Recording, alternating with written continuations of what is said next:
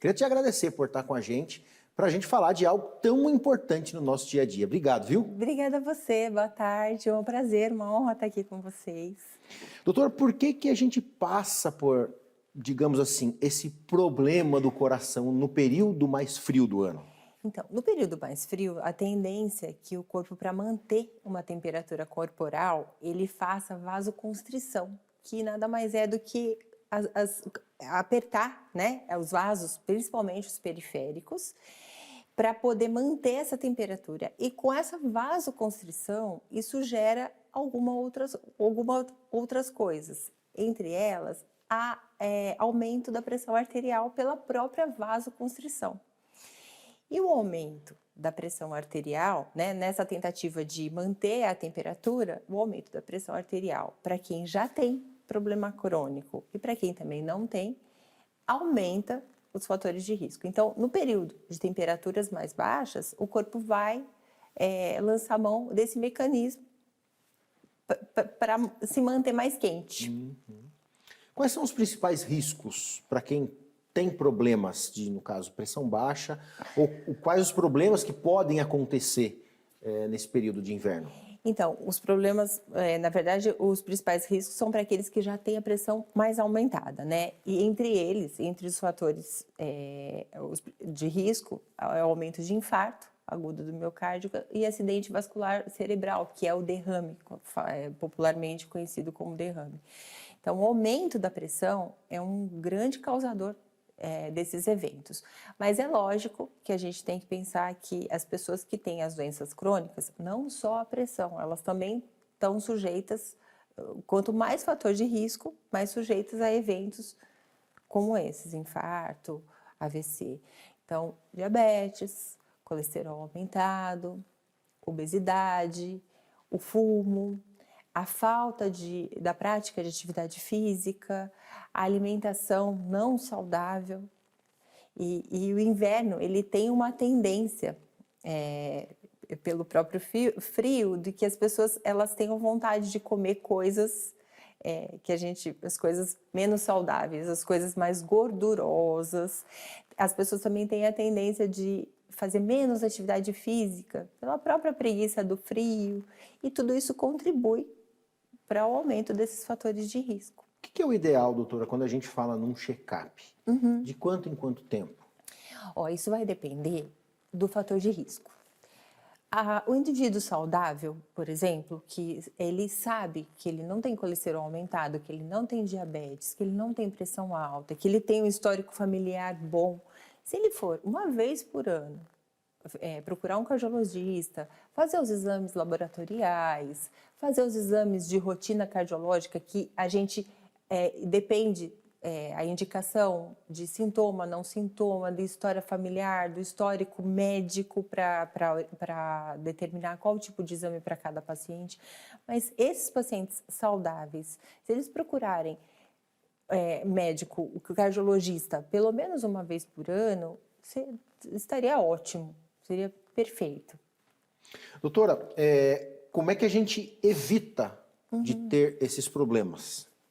Então, se a gente falar do inverno, falando assim, do inverno especificamente, mas vale para tudo. No inverno, não deixar de fazer a prática de atividade física, procurar sempre fazer isso em períodos que não sejam também tão frios, né? Os períodos mais quentes, se proteger com o calor,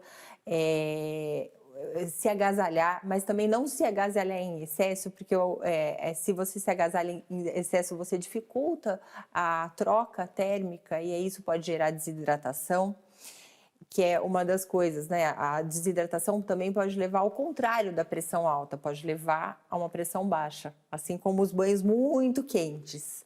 Então, tentar manter um estilo de vida saudável, optar por alimentos saudáveis, não é porque é inverno, né, que a gente vai comer coisa mais gordurosa, porque aquela vontade de comer coisas mais quentes é natural, é um estímulo natural.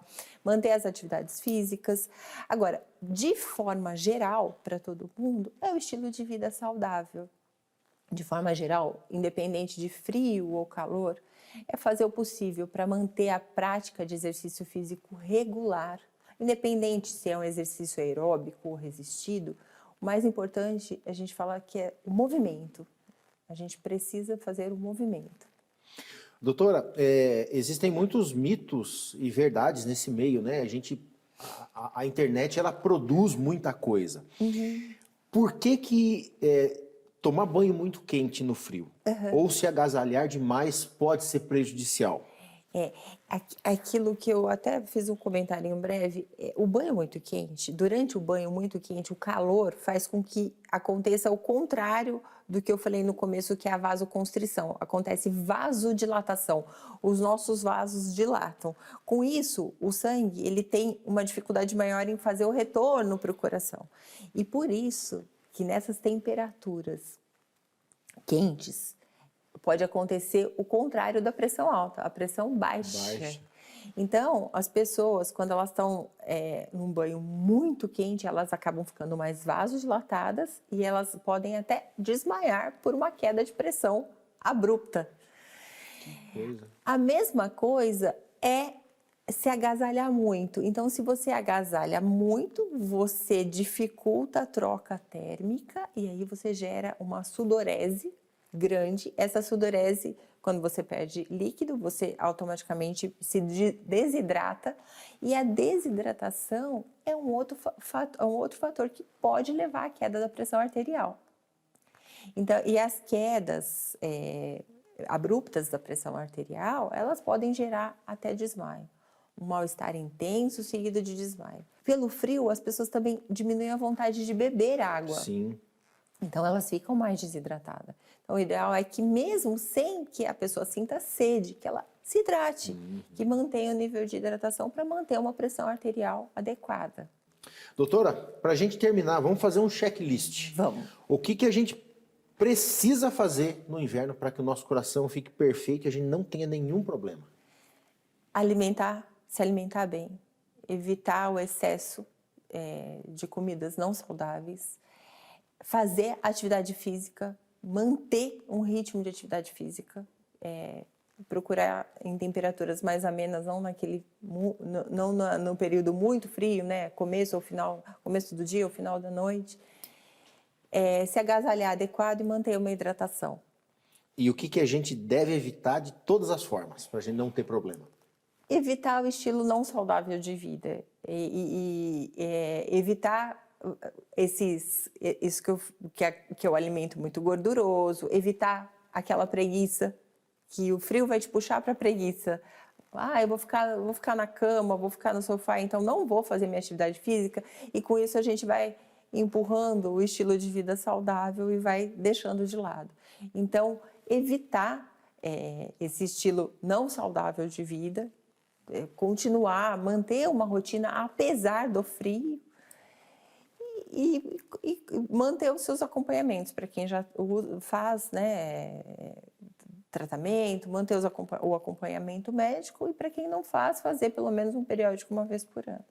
Doutora, eu queria te agradecer, já deixar o convite para voltar outras vezes aqui. Obrigada. Né? Esse é um assunto que a gente pode expandir ele para muitos outros, né?